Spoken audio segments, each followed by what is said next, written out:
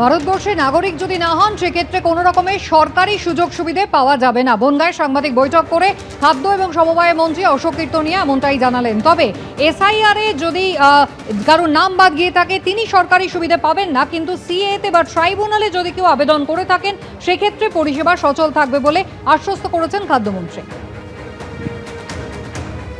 সম্মানীয় মুখ্যমন্ত্রী শুভেন্দু অধিকারী আমাদের ক্যাবিনেট মিটিং হয়েছিল, সেই মিটিংয়ে বলেছিলেন যারা এসআইআর এ ডিলিটেড হয়ে গিয়েছে কিন্তু কন্ডিশন হচ্ছে যারা ট্রাইব্যুনালে আছেন এবং সর্বোপরি যারা সর্বহারা উদ্বাস্তু মতুয়া সম্প্রদায়ের মানুষ যারা আছেন তাদের কোনো সুযোগ সুবিধা থেকে বঞ্চিত করা হবে না।